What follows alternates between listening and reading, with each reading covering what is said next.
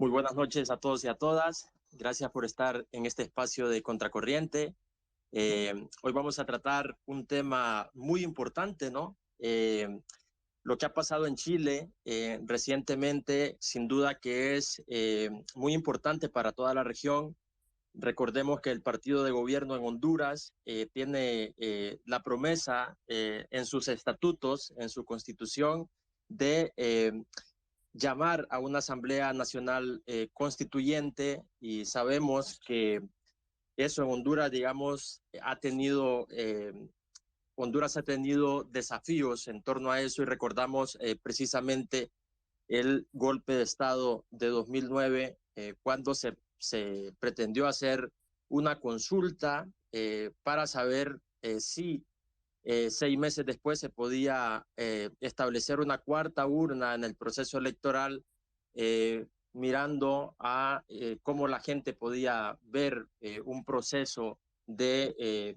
reforma, digamos, para el tema de la reelección presidencial, y vimos en lo que desencadenó. Esta noche tenemos el gusto de tener acá a Michel Figueroa. Él es director de estudios en Chile Transparencia, es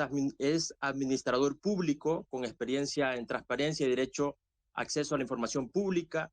en enfoque de gobierno abierto y marco regulatorio en la administración del Estado. Michel, muchas gracias por estar con nosotros. Buenas noches. Hola Leonardo, buenas noches. Un gusto compartir con ustedes desde Chile el día de hoy y poder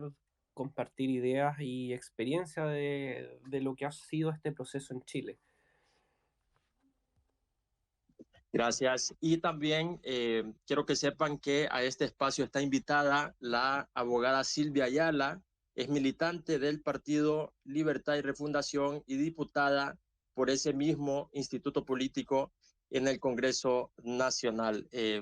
Nos hemos puesto en contacto con ella recientemente, y nos ha manifestado que tiene algunos problemas técnicos porque es primera vez, digamos, que está en un espacio como estos, pero esperamos que se pueda conectar más adelante. Quisiera leer 7 puntos, Michel, para dar un poco de contexto, digamos, aquí en Honduras, sobre lo que ha pasado en Chile, y si en alguno de los puntos no estoy en lo correcto, pues me puedes corregir.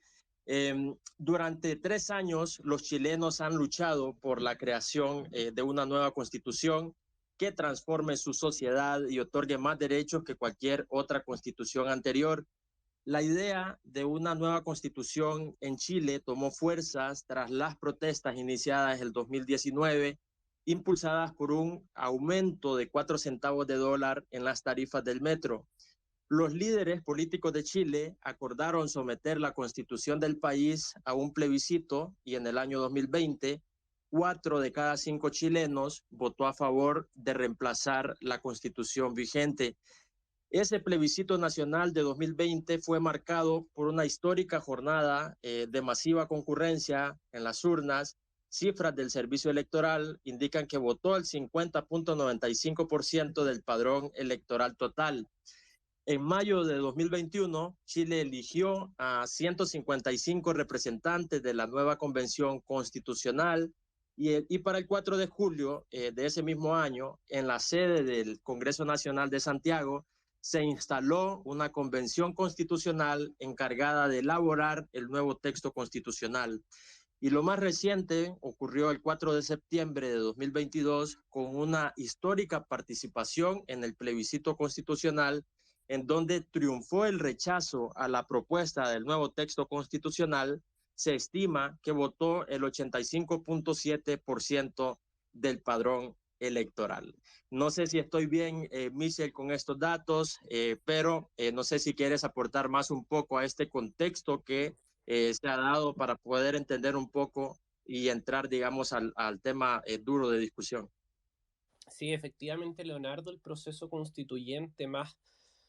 álgido que hemos vivido en este periodo efectivamente comienza hace unos 3 años, en octubre del 2019, con lo que hemos denominado en Chile el estallido social, este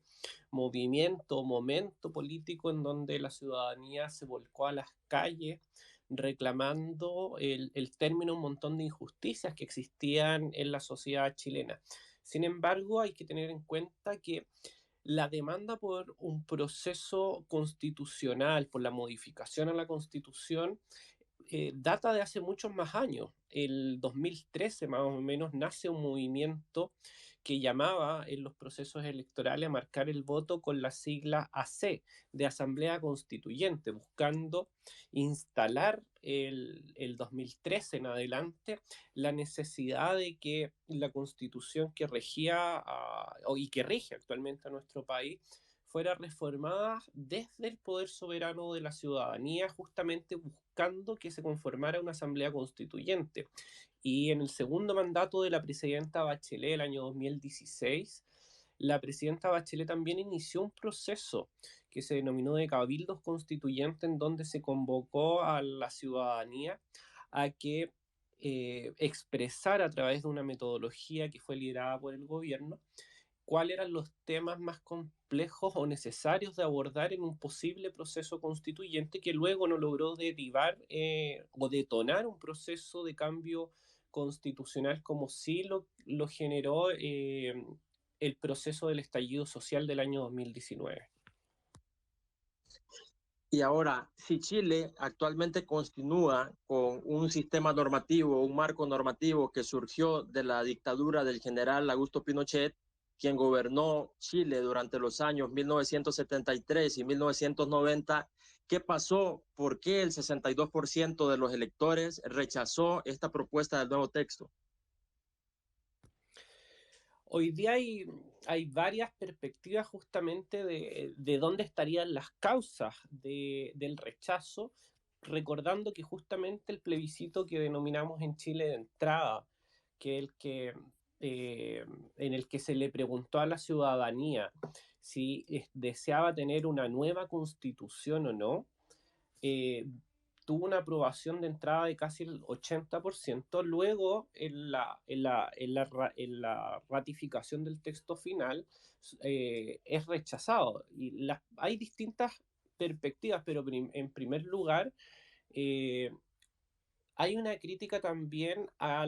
los convencionales constituyentes, a las personas que redactaron la constitución, de la forma en que desarrollaron el proceso. Desde la opinión pública existe una perspectiva de desaprobación de la forma en que desarrollaron las tareas y las labores estas personas elegidas para redactar la nueva constitución, pero también pasa una suerte de disociación entre el poder político y la realidad social que viven las personas que habitan los diferentes territorios del país, donde la forma en que se conceptualizan los problemas y se entienden los problemas sociales es muy distinta desde quienes integran la élite política con quienes los viven en los distintos territorios del país. Y esa distancia entre la política y la ciudadanía también pasó un poco la cuenta en las propuestas que quedaron plasmadas en el texto de la nueva constitución. Y desde una perspectiva un poco más sociológica incluso, uno podría decir que la forma en que son entendida la dimensión del ejercicio de los derechos de las personas eh, tienen una fuerte carga individual o individualista, pues las personas tienden a querer obtener desde la visión más conservadora de nuestro país el ejercicio de derechos que les convengan más directamente a ellos, pero esta constitución más bien planteaba un camino al ejercicio de derechos desde una perspectiva más colectiva, más socialdemócrata. Y de cierta forma esos elementos, a mi juicio, tensionaron la relación o la demanda de querer cambiar la situación y las cosas con un texto que no dejó conforme a la mayoría de las personas. De hecho, no olvidemos que más allá de los porcentajes que aprobaron el proceso en una instancia y los que aprobaron el texto final, hay una diferencia de 1 millón de personas. En primera instancia, 5,8 millones de personas aprobaron la redacción de una nueva constitución pero en el plebiscito de salida que tuvimos hace una semana, solo 4,8 millones de personas aprobaron el texto que se estaba proponiendo. Entonces, de cierta forma, no hubo la capacidad de retener los votos de las personas que se abrieron y apoyaron el proceso en relación a la propuesta de texto que se sometió a consulta el domingo pasado en Chile. ¿Y cuál es el verdadero anhelo de los chilenos? ¿Qué quieren ver exactamente plasmado en el texto constitucional? Creo que es una pregunta bastante difícil de abordar, pues justamente uno de los problemas que hoy día estamos enfrentando es, es la capacidad que tenemos de leer la realidad social y de poder comprender efectivamente cuáles son las motivaciones y los deseos de las personas. Y justamente eso ocurre por lo que el filósofo Sigmund Bauman plantea como la liquidez de las preferencias. Las preferencias de las personas efectivamente van cambiando muy rápido y es por ello que él denomina liquidez de las preferencias, porque las preferencias que tenemos hoy en un par de horas muchas veces incluso pueden cambiar. Pero lo que sí vemos más consensuadamente es que los chilenos, al menos desde los instrumentos con los que hemos tenido para poder recabar información de sus perspectivas, es que quieren un Estado que pueda garantizar el ejercicio de algunos derechos, como el derecho a la vivienda, al sistema de pensiones, a la salud y a la educación de forma más igualitaria en cuanto al acceso, pero hay una excesiva carga negativa del Estado en cuanto a la gestión que va a poder tener de ejecutar realmente o implementar esos derechos que las personas esperan. Entonces, de cierta forma hay una sensación de que cuando el Estado hace las cosas, lo hace mal, pero de todas formas esperan que el Estado pueda garantizar algunos de esos derechos. Entonces, hoy día, de cierta forma, el núcleo de las demandas está asociada a la garantía de ciertos derechos sociales, como el del sistema de pensiones, la vivienda, la salud y la educación, pero no hay consenso en algunos otros temas de cómo debiese funcionar la representación de distintos sectores clásicamente marginados o excluidos del sistema político, como son los pueblos indígenas. La garantía que se le daba a las mujeres en el texto constitucional estableciendo un Estado paritario. Y por otro lado, también la protección de los derechos de, por ejemplo, los animales y del medio ambiente, que tensiona de cierta forma la visión de desarrollo económico que tienen las personas del país. Recordemos que Chile es un país que sustenta la mayor parte de su desarrollo económico en lo que son los bienes naturales, los recursos naturales. Desde ahí que la minería, los monocultivos forestales, la extracción de acuícola, tienen demasiada fuerza en el sustento de la economía y existía una perspectiva de un sector de la sociedad de que al garantizar ciertos derechos de este tipo a la naturaleza, y tener un Estado que proteja más bien, que ponga en el valor del desarrollo de la Constitución el medio ambiente, mermaba la capacidad de desarrollo económico que iba a tener el país. Y eso hoy día están siendo algunos de los temas eh, más controversiales en las negociaciones por continuar el proceso constituyente en Chile de algún mecanismo, porque el actual texto constitucional establece que si las personas rechazábamos el texto de la Constitución en el plebiscito, el proceso de reforma constitucional se acaba. Por tanto, hoy día, apegándonos más a la norma expresa, el proceso constitucional terminó y justamente es por ello que las personas hoy día, el poder político está buscando un acuerdo que permita continuar con el debate constitucional al, al buscando la construcción de un nuevo acuerdo a partir de estas reglas que hoy día el país tiene. Michel, y esta nueva o esta propuesta de texto constitucional modificaba un poco la forma de gobierno en Chile. Te pregunto esto por el artículo 2, que establece literalmente la soberanía reside en el pueblo de Chile, conformado por diversas naciones, se ejerce democráticamente, de manera directa y representativa, reconociendo como límite los derechos humanos en cuanto atributo que deriva de la dignidad humana. ¿Se habló un poco, se discutió un poco este tema en Chile? Sí, efectivamente lo que hacía el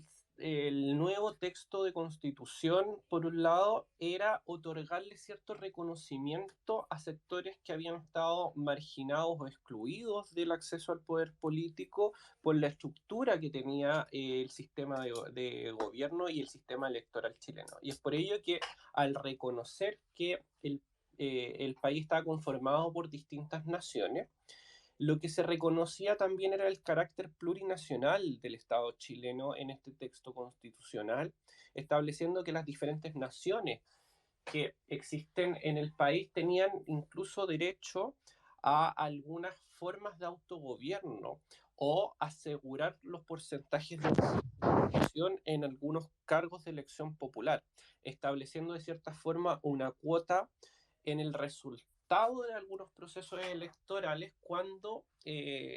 los pueblos indígenas, por ejemplo, tuvieran un porcentaje de representación en esos territorios que la Constitución establecía, pero también reconocía justamente la igualdad de las mujeres en relación al hombre y también buscaba asegurar una cuota de participación a las mujeres en la política. Eso como base en los principios del sistema político que establecía la Constitución. Sin embargo, eso también fue acompañado de otros elementos en el diseño constitucional, como lo fue, por ejemplo, la modificación de algunos órganos o poderes del Estado que hoy día regían a Chile, modificando, por ejemplo, el poder legislativo que reside en el Congreso Nacional, que en Chile hoy día es bicameral, lo modificaba manteniendo la bicameralidad, pero a través de una segunda cámara, que hoy día es el Senado, buscaba cambiar esa figura, por ejemplo, a la Cámara de las Regiones, que era un órgano que iba a tener atribuciones similares a las que hoy día tiene el Senado, pero donde se aseguraba, por ejemplo, la participación en resultados paritarios de hombres y mujeres y la representación de los pueblos indígenas a través de cuotas, lo que generó bastante controversia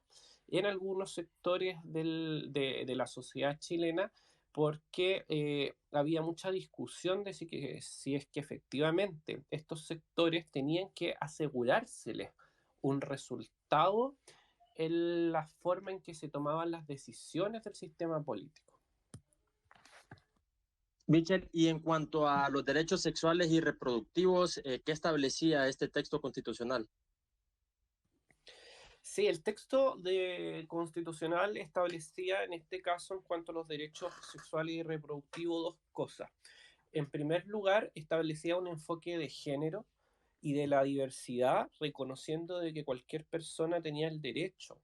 a la autodeterminación de su diversidad y el ejercicio de su propia identidad sexual de la forma en que ésta estimara más pertinente. Y por otro lado, reconocía el derecho a las mujeres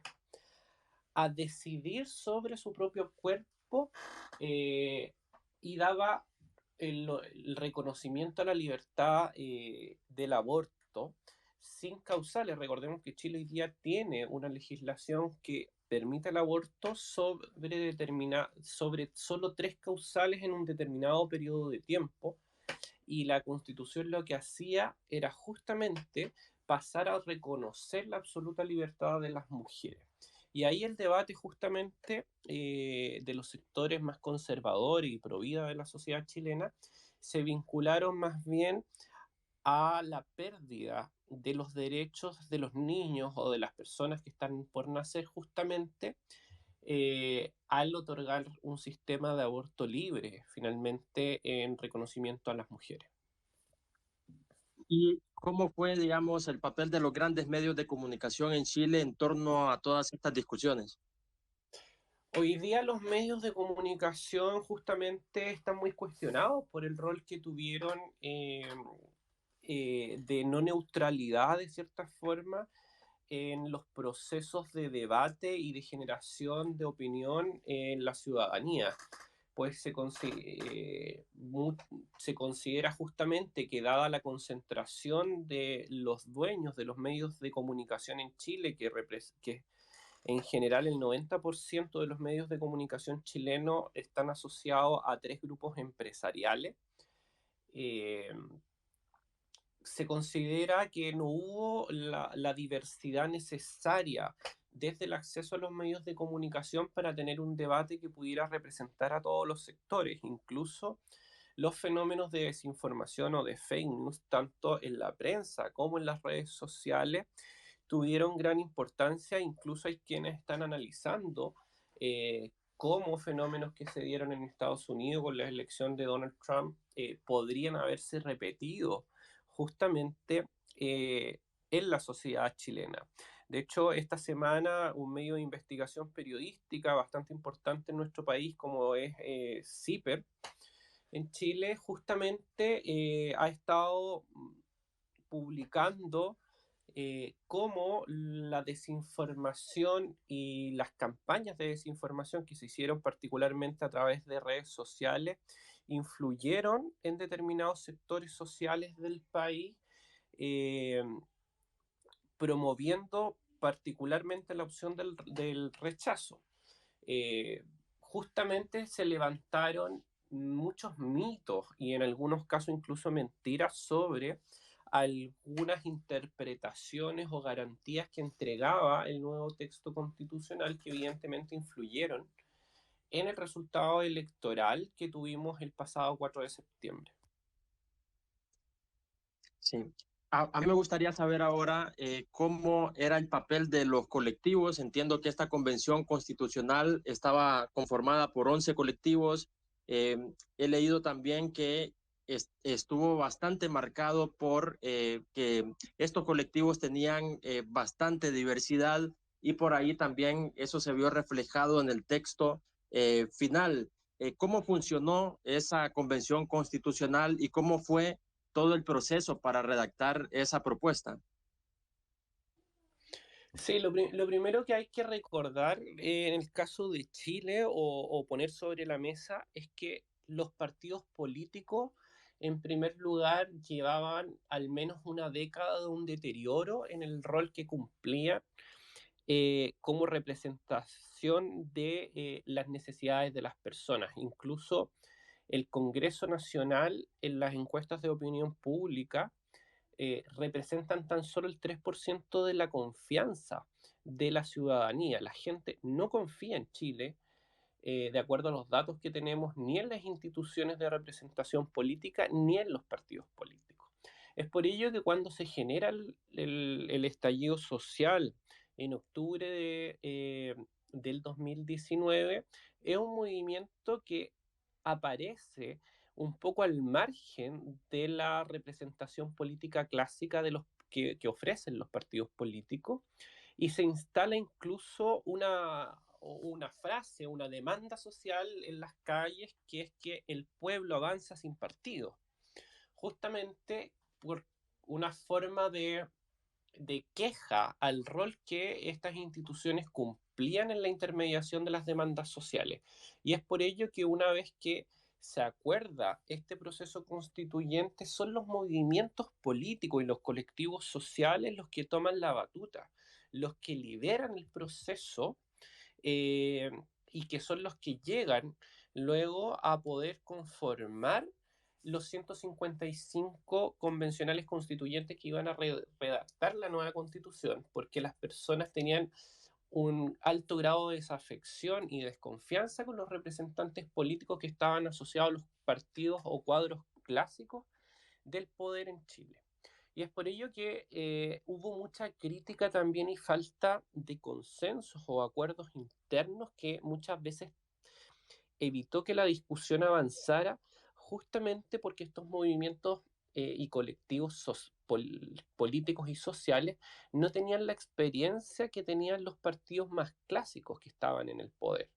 Por tanto, en muchas situaciones les costó llegar a acuerdo, incluso dentro de los 12 meses que tenía la Convención Constitucional para funcionar y redactar el texto de la nueva Constitución, ocuparon más de un mes para poder ponerse de acuerdo en las reglas de funcionamiento interno que se iba a dar el órgano constituyente para poder deliberar y redactar esta nueva constitución. Es así como incluso en el primer acto de instalación de la convención constituyente hubieron representantes de distintos movimientos sociales y políticos que habían sido electos para redactar la nueva constitución, que se oponían incluso a algunos de los simbolismos nacionales cómo el cantar el himno nacional o cómo levantar la bandera nacional en el acto de constitución del proceso constituyente porque justamente reconocían que estos elementos eran parte de una constitución que para ellos era ilegítimo, por tanto ellos no querían iniciar este proceso desde el punto de vista más simbólico, rindiéndole homenaje a esos elementos. Es por ello que luego en el funcionamiento, si bien tenían que lograr el acuerdo de 2/3 para que un artículo quedara en el borrador de la nueva constitución. Muchas veces esto costó que llegaran a acuerdo por justamente la, el excesiva fraccionamiento que tenían los movimientos, porque justamente no tenían un actor que los aglomerara, los liderara. Y por otro lado fue los sectores más asociados a la izquierda los que lograron mayoría en, eh, en los integrantes de la Convención Constitucional, cuestión que había sido inédita en nuestro país, pues en general el legislativo chileno había estado normalmente con mayorías en el centro o en la centro derecha del país. Por tanto, fue primera vez que, por ejemplo, la derecha política en Chile se sintió en una situación de minoría en el debate constitucional e incluso en mucho del proceso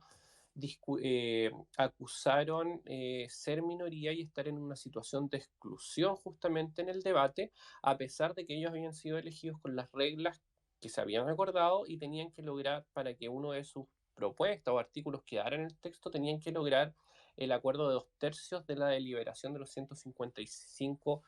convencionales. ¿Y cómo queda la imagen del presidente Gabriel Boric ahora tras el rechazo? Porque él inmediatamente de conocer los resultados dijo que se iba a reunir con los líderes del Congreso para comenzar un nuevo proceso, para hacer una nueva propuesta. O sea, ¿qué ha significado Boric para Chile? Y ahora, si esto le puede afectar un poco en su imagen. La elección del presidente Gabriel Boric efectivamente se dio en un clima bastante de polarización en su a fines del 2021, que justamente dividió a bastantes sectores. De hecho, él evidentemente no ganó con una mayoría tan amplia y de cierta forma la campaña que desarrolló el gobierno de información para que las personas votaran informado en este plebiscito del 4 de septiembre por muchos sectores fue leído como un abanderamiento por la opción del apruebo. Por tanto, muchas personas vincularon la gestión del gobierno justamente a aprobar la nueva constitución y varios sectores incluso votaron rechazo como una manifestación de descontento a la aprobación de la labor que estaba haciendo el presidente en el ejercicio de su gobierno. Justamente el presidente el día martes, 2 días después de la derrota electoral que tiene su sector, no solo el día antes se había reunido con los representantes del Congreso, sino también que hizo un cambio de gabinete donde removió actores claves del centro de gobierno del Ejecutivo y dejando de lado a su sector político que lo representó y llamando al gobierno a actores de la exconcertación, de los partidos políticos que habían gobernado justamente en los últimos 30 años y más asociado a la figura de la presidenta Michelle Bachelet buscando justamente ampliar la base de que le da estabilidad al gobierno y que le permitiera con ello poder desarrollar las negociaciones necesarias con el Congreso para que se apruebe una nueva reforma constitucional que permita seguir con el debate constitucional por un periodo más acotado y que culmine con la propuesta de un nuevo texto constitucional en un par de meses, que hoy día estamos hablando de 6 meses, desde que se inicia el proceso, sobre las bases de los resultados que fue este proceso electoral. Pero sin duda la figura del presidente Boric está más deteriorada desde el punto de vista de la estabilidad política, ha necesitado recurrir a alianzas con otros sectores que incluso abiertamente en la contienda electoral no apoyaron su candidatura y hoy día está buscando justamente darle más sostén a la base política de su coalición para justamente tener herramientas con las cuales negociar con el Congreso de cara a abrir un proceso constitucional que le pueda dar continuidad al debate que tuvimos los últimos 12 meses. Me llamó la atención, Michel, y no sé si escuché bien que dijiste al inicio que el proceso había terminado, pero precisamente ha habido un debate en el que dice, bueno, se rechazó el texto, pero el proceso continúa, y de ser así, ¿hay algún plazo? Porque entiendo que el 2024 tienen elecciones municipales en Chile. Sí, efectivamente, lo que pasa es que legalmente, de acuerdo a las reglas que tiene la Constitución vigente en nuestro país, el proceso de debate constitucional se abría con el plebiscito que tuvimos el año 2020. Sin embargo, esa misma norma que permitió que abriéramos el debate constitucional establecía de que si la ciudadanía rechazaba el 4 de septiembre el resultado del texto, seguía vigente la constitución actual. Por tanto, desde el punto de vista legal, el proceso está cerrado. Es por ello que dado el la alta aprobación que tuvo abrir el proceso constitucional en el 2020 y el descontento que hay también en la ciudadanía con la constitución vigente, es que todos los actores políticos de forma casi transversal están de acuerdo en que el proceso no puede terminar. Y justamente las negociaciones que se han abierto esta semana y que hasta este momento todavía no tienen humo blanco, lo que buscan es que el Congreso apruebe de emergencia una forma de extender este proceso y se le pueda dar continuidad. Pero desde el punto de vista legal, el proceso está cerrado. Sin embargo, la interpretación que ha hecho el poder político, el Ejecutivo y el Congreso es que justamente el descontento que tienen las personas con la actual Constitución requiere que sigamos debatiendo. Y han leído el rechazo del 4 de septiembre como un rechazo a la propuesta que se sometió a consulta y no como un rechazo a la opción de tener una nueva constitución. Pero es justamente por esa diferencia entre la interpretación que le damos al símbolo político versus la interpretación que hay de la norma legal, es que se está buscando generar este acuerdo que permita justamente continuar el debate legal. Y este acuerdo, cuando se logre, debería expresarse justamente en una reforma a la actual constitución que habilite poder continuar con el debate constitucional que se abrió el año 2020 en nuestro país.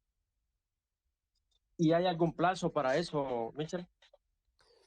No, efectivamente no hay un plazo porque es la capacidad que tenga hoy día el Ejecutivo con el Congreso de ponerse de acuerdo. Sin embargo, el presidente le ha puesto urgencia a la capacidad de generar este acuerdo, pero una vez que exista el acuerdo político va a requerir que se presente un proyecto de reforma constitucional que permita darle justamente continuidad al proceso. Hoy día al final lo que tendríamos que hacer como país para continuar con el proceso es reformar la actual constitución política para habilitar la continuidad del debate, pues de lo contrario, lo que habría que hacer es repetir el plebiscito que denominamos de entrada, que tuvimos el año 2020, y volver a preguntarle a las personas, a todos los ciudadanos, es si están de acuerdo o no con redactar un nuevo texto constitucional y cuál creen que sea el mejor mecanismo para hacerlo. Y después de ese procedimiento volver a elegir a los representantes que redactarían ese texto constitucional. Pero como la interpretación del poder político a este fenómeno que se dio en el país es que las personas rechazaron la propuesta de texto y no cerraron el proceso, es que justamente se ha buscado llegar a este acuerdo que permita, a través de un acuerdo primero político y luego con la generación de una reforma constitucional, darle continuidad al proceso de discusión constitucional. Sí, gracias, Michel. Le quiero decir a la audiencia que está acá que puede solicitar la palabra y hacer una pregunta y Michel, bueno, decidirá si la aborda porque obviamente él está en Chile, conoce Honduras, pero él determinará si contesta la pregunta. Solo quiero mencionar 7 puntos en Honduras que nos pueden ayudar a entender un poco el tema de una constituyente. Por ejemplo, en mi caso nunca he visto un proceso porque nuestra constitución, aprobada en enero de 1982, surgió de una Asamblea Nacional Constituyente que fue instalada en el año 1980. Esta constituyente convocó por primera vez elecciones en noviembre de 1981, pero el problema es que en Honduras se establece, historiadores y analistas, que cuando se dio ese proceso constituyente en el país, no se trató de un verdadero contrato social y que obviamente no hubo consensos. Y hay reclamos de que esa Asamblea Nacional Constituyente no estuvo bien representada con todos los sectores de la población hondureña, sino que se trató de un acuerdo entre militares y dirigentes de partidos tradicionales. Desde el año 1956 en Honduras hasta la actualidad hemos tenido 4 golpes de Estado, el primero en 1956, otro en 1963, 1972 y el último en el año 2009. En este periodo Honduras ha vivido 10 procesos electorales, 3 procesos constituyentes y 7 elecciones presidenciales, legislativas y municipales. Y es muy interesante que una de las promesas de Xiomara Castro este año, en enero, el 27 de enero, en su toma de posesión, fue, y voy a citar lo que dijo, este 2022, dijo, se debe garantizar la realización de la primera histórica y transparente consulta popular sobre reformas constitucionales. Y otra frase es, el gobierno no va a estar solo, sino que acompañado de la voz y la opinión del pueblo a través de consultas populares. El martes 28 de junio de 2022, que es la fecha como en Chile, que se conoce el 11 de septiembre por lo que le pasó a Allende, aquí es el 28 de junio de 2022, cuando se cumplieron los 13 años del golpe de Estado, el evento en Casa Presidencial se llamó Una nueva Constitución Democrática para que los hechos no se repitan. En ese momento tuvimos una plática con el escritor hondureño Julio Escoto, que es parte del Tribunal de Honor del Partido Libre y del Consejo Editorial, ahora mismo del Poder Popular, y él reconoció que en estos momentos en Honduras la constituyente no es realizable porque primero en Honduras debe haber un proceso de educación de largo plazo. Tras conocer los resultados en Chile, el expresidente José Manuel Zelaya Rosales, que fue víctima del golpe de Estado y que ahora es asesor presidencial, dijo que no existen condiciones favorables para una Asamblea Nacional Constituyente y afirmó que existen diferencias profundas entre la cultura y el desarrollo de Chile y el de Honduras y que por lo tanto no se pueden comparar. Yo sé que es una pregunta difícil, Michel, pero me gustaría conocer tu opinión, ya que has estado en Honduras. ¿Qué puede aprender un país como Honduras del proceso constituyente que hubo en Chile? ¿Cuáles son esas lecciones que podemos sacar? En primer lugar, Leonardo, yo creo que nuestras naciones no son tan distintas desde el punto de vista de la fragilidad democrática que tenemos en nuestras culturas sociopolíticas. América Latina en general carece de raíces democráticas profundas que nos permitan cimentar procesos de deliberación pública con responsabilidad entre todos los actores que componen el sistema social y político. En nuestra región pena mucho el fantasma de las dictaduras cívico-militares. Tú bien hacías recuerdo a lo que pasó hace un par de años con el presidente Zelaya justamente, y Chile también ha sido fruto de su conformación de este tipo de situación. Incluso la actual constitución política de nuestro país fue una constitución aprobada e instaurada a través de una dictadura. Y si uno recuerda todos los procesos constitucionales en Chile, las tres constituciones que más tiempo han durado en el debate público, justamente todas se han instalado en procesos dictatoriales. Es por ello que, de cierta forma, hay algo de razón en cuando decimos que para que los procesos sean exitosos necesitamos un cierto nivel de cultura cívica democrática de base. Sin embargo, creo que utilizar eso como argumento en contra para evitar que se den procesos de deliberación colectiva en torno a las constituciones de los países, me parece que es muy restrictivo. Hay que entenderlo más bien como un desafío que debemos abordar y hacer frente justamente a través de procesos de debate público, de información a la ciudadanía y de formación cívica. Yo diría que una de las grandes eh, lecciones que obtuvimos de este proceso, al menos, es que si antes nadie conocía la Constitución, hoy día, al menos la sociedad chilena, todos están hablando del rol que tienen las constituciones para el desarrollo del país. Sin embargo, justamente yo diría que es necesario para que los procesos sean exitosos que tengamos procesos de información y formación a la ciudadanía de forma continua. Y ahí el rol que cumplen los medios de comunicación y que cumple la sociedad civil de cada uno de los países es clave para que el proceso se pueda dar en base a información verdadera y en base a un debate honesto y libre.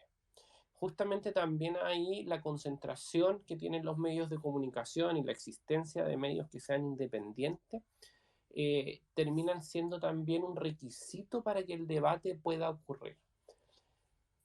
Y como tercer elemento, diría yo, es no querer evitar el debate que se da a través de la politización de los procesos que están viviendo los países en América Latina. La politización de la vida en sociedad me parece que no es mala y justamente nos permite poder hacer las transformaciones que las sociedades requieran. Cada sociedad determina y delibera justamente cuál es el proceso y cuáles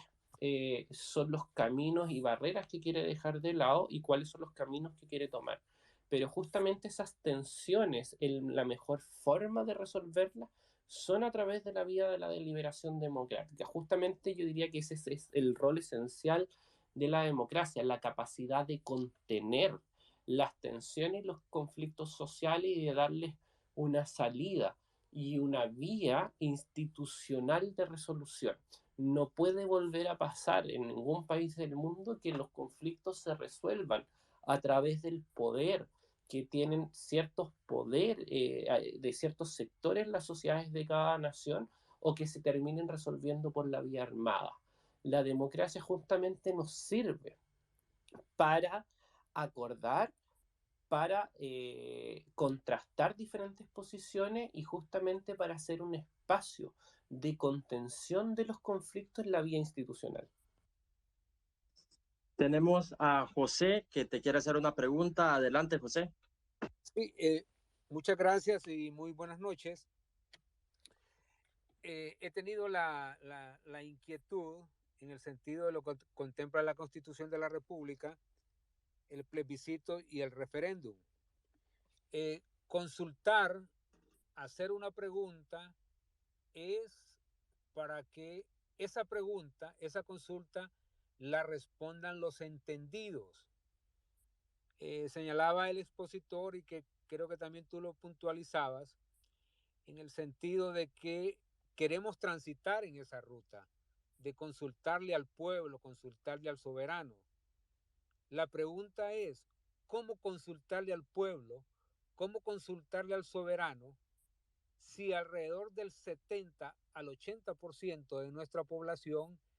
es ignorante en el tema político? Preguntarle sobre cualquier reforma a la Constitución, preguntarle sobre si quiere una nueva Constitución,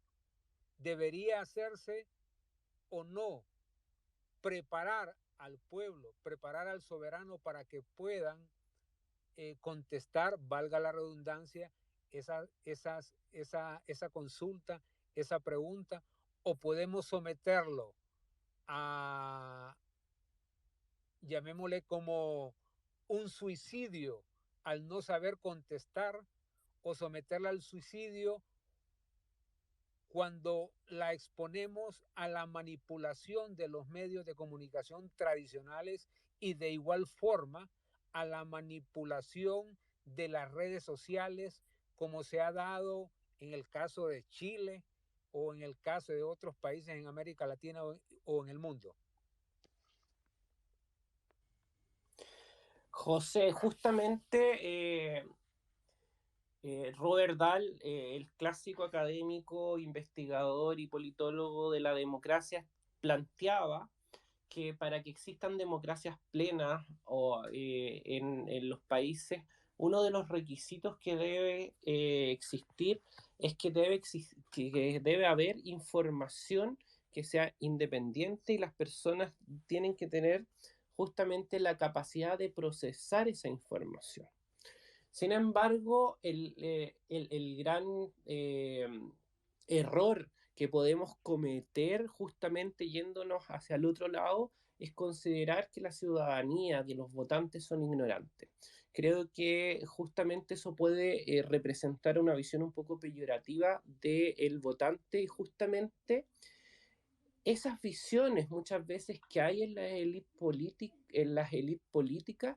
van generando también una sensación de rabia, de descontento en la ciudadanía, y que hay ocasiones en que eso se representa como un voto de castigo a quienes promueven cierta opción. De hecho, lo que vivimos en Chile el día domingo es luego que muchos sectores políticos que estaban por el apruebo luego ningunearon o denostaron al votante porque no aceptó el nuevo texto constitucional. Y en eso hay que ser muy cuidadoso, porque justamente cuando nos paramos desde esa posición con la opinión pública, con el votante, con la ciudadanía, podemos terminar generando el efecto contrario del que esperamos. Hoy día lo que debiésemos, por lo que debiésemos luchar justamente, es que los procesos de formación y de información a la ciudadanía se hagan de forma permanente. Y hay que tener en claro también que los procesos de transformación social son lentos y muchas veces requieren de cambios o de esfuerzos, de ensayos y de errores que nos van permitiendo instalar ciertas cosas. Por ello yo creo que ahí hay que, José, tener un poco de cuidado muchas veces desde la posición en que nos instalamos con la ciudadanía, justamente para evitar caer en ese tipo de errores, y evitar también que esa posición nos ponga en contra de los votantes, los ciudadanos a los que queremos llegar. Pero sí, efectivamente, hay que promover y tratar de fortalecer el rol que tiene la ciudadanía en general y su capacidad de informarse y formarse sobre los debates constitucionales y del rol que tiene ser parte de la vida cívica. Pero también recordemos que en la mayoría de nuestros países esa ausencia de rol de vida cívica y de respeto o de conciencia de educación cívica también se debe a la ausencia de democracia en la que hemos estado en nuestros países por mucho tiempo. Recordemos que la democracia en América Latina no ha sido la regla en los últimos 100 años, sino más bien ha sido la excepción. Y en ese sentido es difícil esperar que toda la ciudadanía tenga los valores democráticos asentados en su ADN o en el colectivo o en el imaginario social, cuando nuestra cultura política ha sido más dictatorial que democrática. Sí, también tenemos a Daniel que quiere hacerte una pregunta. Daniel. Hola, buenas noches, Leonardo, Michel. Mi consulta va orientada a eso que mencionabas de que legalmente el proceso terminó. Me gustaría saber si es una posibilidad real que estas negociaciones que se están haciendo en la Asamblea para extender el proceso fracasen y Chile termine con la Constitución que actualmente está vigente. Esa es una probabilidad de que suceda. Efectivamente, Daniel, hay una probabilidad de que no haya acuerdo político con todos los sectores que permita tener una mayoría que en el Congreso que permita hacer las modificaciones legales pertinentes para continuar con el debate constitucional. Sin embargo, hoy día los signos y declaraciones que han dado los diferentes sectores es que justamente están todos abiertos a continuar con este proceso constitucional, pues así lo han interpretado en base a la opinión de la ciudadanía. El gran problema que hoy día está representando la generación de este acuerdo es que los partidos de derecha en Chile han tratado de adueñarse del triunfo electoral del rechazo, cuando las personas que votaron por esa opción no necesariamente representan están representados por esos partidos políticos. De hecho, en el proceso de plebiscito, la mayoría de los partidos trató también de ocultar sus ideologías, buscando también que el debate en torno al apruebo y el rechazo no representara tampoco un binomio ideologizado. Sin embargo, la mayoría de las personas asoció que aprobar era ser de izquierda en el debate público y rechazar era ser de derecha. Y es por ello que también, por ejemplo, los actos políticos sociales que se dieron de cierre de campaña, en el rechazo, a pesar de que tuvo la gran mayoría de los votos, no participaron más de 400 personas y en la actividad del apruebo participaron millones de personas, justamente porque había una sensación de querer ocultar esta opción por la construcción de identidad social que se estaba construyendo en torno a cada una de las opciones. Entonces, siempre en este caso existe todavía la posibilidad de que esos acuerdos fracasen. El problema es que dado el debilitamiento que está teniendo el gobierno del presidente Boric, es muy probable que se terminen transando algunos puntos claves de esa reforma para lograr el acuerdo necesario para continuar con el proceso. Y donde vemos el riesgo en eso es que, por ejemplo, hayan temas vetados del proceso, del debate constitucional de continuarse, para darle ciertas garantías a algunos sectores políticos del país, como en materia de estabilidad económica o en el rol que va a tener el Estado en la economía, justamente eh, transando ciertos elementos para lograr conseguir el acuerdo. Y Michel, ya para ir cerrando, no sé si alguien tiene otra pregunta, puede solicitar la palabra para preguntarle a Michel. A mí me gustaría consultarte. Honduras tiene un tremendo problema en el tema de la reelección presidencial, en el tema de la segunda vuelta. Son aspectos en la Constitución que están prácticamente blindados y la reelección se ha permitido en Honduras gracias a que la Corte Suprema de Justicia hizo una interpretación de un artículo pétreo y permitió que Juan Orlando Hernández se reeligiera, pero el tema está en un vacío, todavía no hay nada reglamentado y es necesario que la Constitución hondureña pueda dejar claras estos aspectos. ¿Qué se hace en el caso de Chile, que es uno de los referentes en América Latina? Muchos hablan de modelos chilenos, sean gobiernos de derecha o izquierda, de centro izquierda o de centro derecha, siempre son referentes para nosotros. Y si Chile tiene, digamos, dificultades para aprobar un nuevo texto constitucional, ¿qué podemos hacer países como Centroamérica, que tenemos mayores desafíos y gobiernos y sociedades todavía más conservadoras? Sí, es un gran desafío siempre querer imitar ciertos modelos. Eh, si bien tienes razón que en América Latina algunos elementos del sistema político, social chileno se han mostrado o proyectado como ejemplo por la estabilidad que le ha dado al país, por la capacidad de crecimiento también o de desarrollo que le ha ido generando. Sin embargo, creo que cuando diseñamos instituciones, sistemas políticos o sistemas electorales, el gran error que hemos cometido la mayoría de los países de América Latina es justamente querer copiar modelos. Yo creo que el desafío está justamente en poder diseñar los propios modelos que se ajusten a las características sociales que tienen cada uno de nuestros países.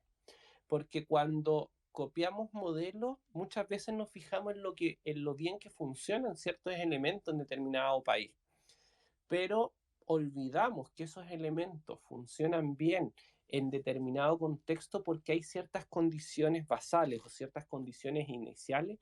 que permiten que esas características funcionen. Entonces yo diría que el gran desafío, más que, y que muchas veces subvaloramos, es mirarnos a nosotros mismos como países, como nación, ver cuáles son las características sociales que tenemos y desde ahí construir propuestas que se ajusten a las necesidades que tenemos en ese momento en determinado como sociedad. Porque justamente terminamos, se nos empiezan a aparecer otros problemas u otros errores que no teníamos considerado porque justamente aparecen cuando tratamos de copiar ciertos modelos. Pero en materia de periodos electorales, justamente tenemos la gran discusión en nuestros países cuál es la duración necesaria de un periodo presidencial, por ejemplo, que en el caso de Honduras, al igual que en Chile, son de 4 años, que nos permitan generar las transformaciones que cada uno de quienes ejercen el poder ejecutivo, la presidencia, han prometido al país. Pero justamente eso también hay que entenderlo en relación, por ejemplo, a las relaciones de fuerza que se dan en los congresos y la capacidad de fragmentación o de unión que tienen los sistemas políticos partidistas de nuestros países y si es prudente o no, por ejemplo, abrirse a las posibilidades de reelección inmediata o no, porque va a depender, diría yo, de esa capacidad de transversalización que tiene el poder político de darle estabilidad a un proceso de cambio. En Chile, por ejemplo, uno de las cuestiones que le dio estabilidad y le permitió también el desarrollo al país, no solo fue la estabilidad que dio de cierta forma el proceso constitucional anterior que había tenido el país, sino que los cambios, el ejercicio del poder entre los 90 y el 2012 o 2016 se mantuvo en una sola coalición política, que si bien hubo cambio de partido y de persona que ejerció el poder, la coalición política logró ir haciendo un camino incrementalista en los procesos sociales, en las garantías que entregaba el Estado, que le permitió, por ejemplo, pasar de tasas de pobreza en torno a los 26% a tasas por bajo el 10% de pobreza porque mantuvieron una línea de transformaciones sociales. Que es lo que tú decías, Leonardo, al principio, de cierta forma trataron de respetar un cierto pacto social. Sin embargo, los pactos sociales no son eternos y dependiendo cómo vaya transformándose la sociedad, esos pactos sociales van quedando en el olvido, ya no van respondiendo a las características que tiene el país y se van generando procesos nuevos de politización. Estos procesos en donde discutimos y ponemos en tela de juicio cuál es el rol que debe tener el Estado y el mercado en la resolución de algunos conflictos sociales. Y cada vez que estamos cuestionando cuál es el rol, por ejemplo, que debe tener el Estado o el mercado en la salud, en la educación, en cualquier ámbito de la gestión social, es que estamos tratando de redefinir cuál es el ámbito de lo político y cuál es el ámbito de lo privado. Entonces, desde ahí los pactos sociales van transformándose también y las características de los sistemas institucionales que necesitamos para poder dar vida a ese pacto social y darle respuesta a las demandas de la ciudadanía también van cambiando, evidentemente. Muchísimas gracias, Michel. Y para cerrar, solo me gustaría hacerte la última consulta, y es qué va a pasar con los sectores en Chile que habían venido reclamando y habían ganado espacios ya, digamos, lo que se había incluido en este texto sobre el tema del aborto y que se había abierto esa posibilidad para que sea un tema que ya no sea penalizado por ninguna causal. ¿Qué va a pasar con todas esas demandas en Chile? Vi que hubo algunas protestas luego de esto. En el caso de que se dé el escenario que te decía Daniel, de que el proceso esté totalmente finalizado. Sí, hoy día lo que vemos desde el punto de vista de las transformaciones en materia de igualdad de género es que de cierta forma la protección y la igualación de la cancha entre hombres y mujeres son de los temas que ya no tienen vuelta atrás. Por tanto, se espera que los temas, por ejemplo, de el democracia paritaria y electoral se mantengan, pero hay ciertas dudas de que se logre acuerdo, por ejemplo, en materia de los derechos sexuales y reproductivos, que se mantengan de la forma en que fue aprobada o propuesta por la nueva Constitución. De hecho, es uno de los temas que para los sectores más tradicionales conservadores del país pone como obstáculo a la generación de acuerdos y se espera también que los temas de plurinacionalidad o representación indígena tengan un retroceso en el acuerdo, porque justamente si uno mira los resultados electorales de donde más hay presencia de pueblos indígenas en el país, son las mismas zonas donde más ganó la opción del rechazo del texto de la Convención Constitucional. Por tanto, es posible que la protección a los pueblos indígenas y el reconocimiento a la plurinacionalidad puedan quedar fuera de un posible nuevo texto constitucional. Y hoy día, desde el día lunes, los estudiantes secundarios particularmente se han volcado a las calles de nuestro país, particularmente en Santiago, en la región metropolitana, que es la capital,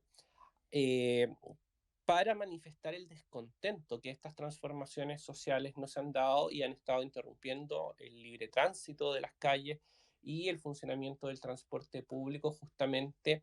para generar visibilidad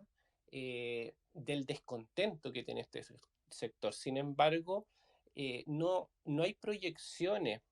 que estas manifestaciones desemboquen en un proceso de estallido social como el del 2019 en caso de rechazarse la posibilidad de una nueva constitución. De cierta forma, el proceso que vivimos estos 3 años también agotó a la ciudadanía y la dejó un poco cansada en torno a lo que significa la tensión y la incertidumbre de estar en un proceso de cambio constitucional que puede cambiar las reglas del juego, de cómo ellos se viven, como todos vivimos en un país. Por tanto, se proyecta que las manifestaciones se mantengan hasta mediados de la próxima semana y que luego comiencen a declinar, porque además vienen las fiestas nacionales en Chile el próximo fin de semana y se espera que ese hito también haga decrecer el descontento que hay de los estudiantes en las calles y que posterior a esa fecha ya exista un posible acuerdo de cómo continuar el proceso constitucional en Chile. Muchísimas gracias, Michel, por este espacio y por haber respondido a todas las preguntas que te hemos hecho. Muchas gracias a ustedes, Leonardo, y a Contracorriente por la invitación a compartir en este espacio y conversar desde la perspectiva, desde mi perspectiva en particular, de los procesos que se están dando en Chile y que posiblemente van a cambiar también la forma en que vivimos los chilenos nuestras vidas y cómo nos entendemos en la vida en sociedad. Gracias. Michel Figueroa, director de estudios en Chile Transparencia. Este space va a quedar grabado y en él hemos abordado muchas cosas sobre precisamente la experiencia de Chile y qué puede aprender Honduras de este proceso. Y me gustaría cerrar con que el 14 de agosto pasado se desarrolló la primera asamblea del Poder Popular en Catacama, Solancho. Según el portal del gobierno, participaron los titulares de las 32 instituciones del Estado. Según dijo el diputado Rafael Sarmiento, que es pariente de la presidenta y es el jefe de bancada del Partido Libre, recordemos que en el inciso C del partido de gobierno está llamar a una Asamblea Nacional Constituyente originaria. Por lo tanto, y además porque se han aprobado 400 millones para el tema de consultas populares, en Honduras, obviamente tenemos que estar desde ya educándonos en estos temas y agradecemos mucho a Michel por haber contado la experiencia de Chile. Les agradecemos a todos también los que han estado en este espacio y pueden escuchar de nuevo este space y visitar nuestro sitio en Contracorriente. Muchísimas gracias. Buenas noches.